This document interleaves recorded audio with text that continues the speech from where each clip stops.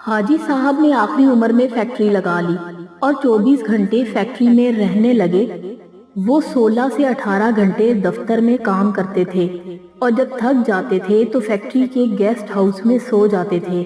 हाजी साहब के मिजाज की ये तब्दीली सबके लिए हैरान कुन थी।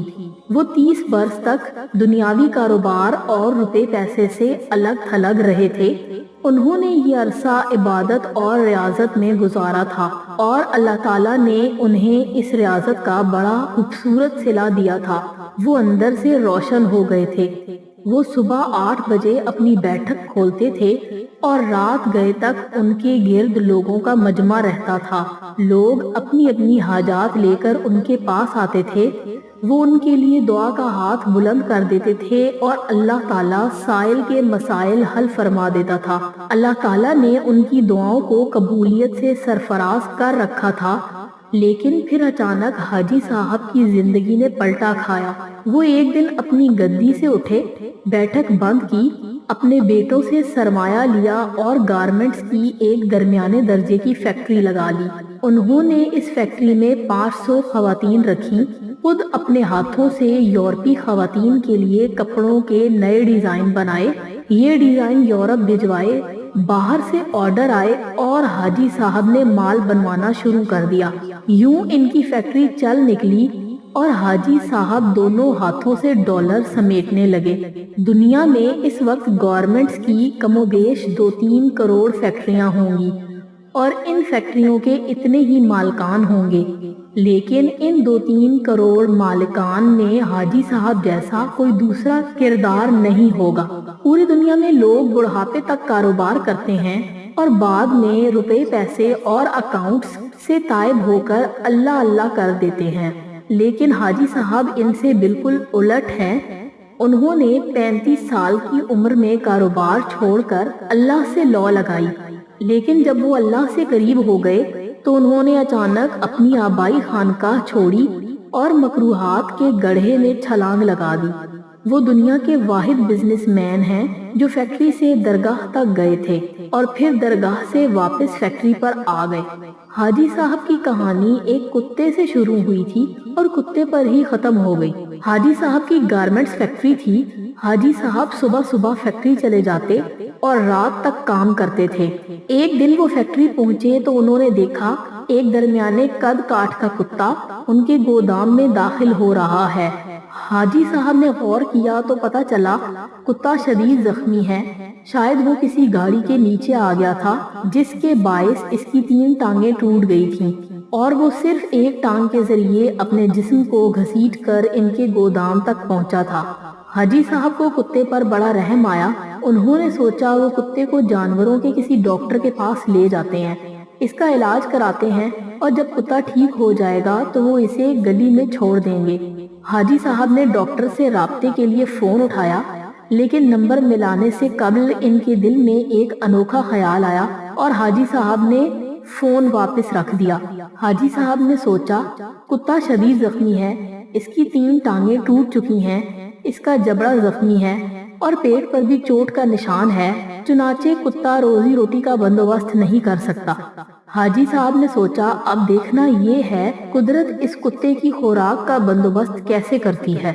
हाजी साहब ने मुशाहिदे का फैसला किया और चुपचाप बैठ गए। वो कुत्ता सारा दिन गोदाम में पड़ा रहा। शाम को जब अंधेरा फैलने लगा तो हाजी साहब ने देखा इनकी फैक्ट्री के गेट के नीचे से एक दूसरा कुत्ता अंदर दाखिल हुआ। कुत्ते के मुंह में एक लंबी सी बोटी थी। कुत्ता छुपता छुपाता गोदाम तक पहुंचा, जख्मी कुत्ते के करीब आया। इसने पाँव से जख्मी कुत्ते को जगाया और बोटी इसके मुंह में दे दी। जख्मी कुत्ते का जबड़ा हरकत नहीं कर पा रहा था, चुनाचा इसने बोटी वापस उगल दी। सेहतमंद कुत्ते ने बोटी उठाकर अपने मुंह में डाली, बोटी चबाई। जब वो अच्छी तरह नरम हो गई तो इसने बोटी का लुकमा बनाकर जख्मी कुत्ते के मुंह में दे दिया। जख्मी कुत्ता बोटी निगल गया। इसके बाद वो कुत्ता गोदाम से बाहर आया। उसने पानी के हौज में अपनी दुम गीली की, वापस गया और दुम जख्मी कुत्ते के मुंह में दे दी। जख्मी कुत्ते ने सेहतमंद कुत्ते की दुम चूस ली। सेहतमंद कुत्ता इस कार्रवाई के बाद इत्मीनान से वापस चला गया। हाजी साहब मुस्कुरा दिए। اس کے بعد یہ کھیل روزانہ ہونے لگا۔ روز کتا آتا اور زخمی کتے کو بوٹی کھلاتا، پانی پلاتا اور چلا جاتا۔ حاجی صاحب کئی دنوں تک یہ کھیل دیکھتے رہے۔ ایک دن حاجی صاحب نے اپنے آپ سے پوچھا، وہ قدرت جو اس زخمی کتے کو رزق فراہم کر رہی ہے، کیا وہ مجھے 2 وقت کی روٹی نہیں دے گی؟ سوال بہت دلچسپ تھا۔ حاجی صاحب رات تک اس سوال کا جواب تلاش کرتے رہے، یہاں تک کہ وہ توکل کی حقیقت بھانپ گئے۔ انہوں نے فیکٹری اپنے بھائی کے حوالے کی اور تارک دنیا ہو گئے۔ وہ مہینے میں 30 دن روزے رکھتے اور صبح صادق سے اگلی صبح کاذب تک رکوع و سجود کرتے۔ وہ برسوں اللہ کے دربار میں کھڑے رہے۔ اس عرصے میں اللہ انہیں رزق بھی دیتا رہا اور ان کی دعاؤں کو قبولیت بھی، یہاں تک کہ وہ صوفی بابا کے نام سے مشہور ہو گئے اور لوگ ان کے پاؤں کی خاک کا تعویذ بنا کر گلے میں ڈالنے لگے۔ لیکن پھر ایک دوسرا واقعہ پیش آیا اور صوفی بابا دوبارہ حاجی صاحب ہو گئے۔ یہ سردیوں کی ایک نیم گرم دوپہر تھی۔ صوفی بابا کی بیٹھک میں درجنوں عقیدت مند بیٹھے تھے۔ صوفی بابا ان کے ساتھ روحانیت کے رموز پر بات چیت کر رہے تھے۔ باتوں ہی باتوں میں صوفی بابا نے کتے کا قصہ چھیڑ دیا اور اس قصے کے آخر میں حاضرین کو بتایا، رزق ہمیشہ انسان کا پیچھا کرتا ہے، لیکن ہم بے وقوف انسانوں نے رزق کا پیچھا شروع کر دیا ہے۔ اگر انسان کی توکل زندہ ہو تو وہ رزق انسان تک ضرور پہنچتا ہے، بالکل اس کتے کی طرح جو زخمی ہوا تو دوسرا کتا اس کے حصے کا رزق لے کر اس کے پاس آ گیا۔ میں نے اس زخمی کتے سے توکل سیکھا، میں نے دنیا داری ترک کی اور اللہ کی راہ میں نکل آیا۔ آج اس راہ کا انعام ہے، میں آپ کے درمیان بیٹھا ہوں۔ ان 30 برسوں میں کوئی ایسا دن نہیں گزرا جب اللہ تعالیٰ نے کسی نہ کسی وسیلے سے مجھے رزق نہ دیا ہو یا میں کسی رات بھوکا پیاسا سویا ہوں۔ میں ہمیشہ اس زخمی کتے کا شکریہ ادا کرتا رہتا ہوں جس نے مجھے توکل کا سبق سکھایا۔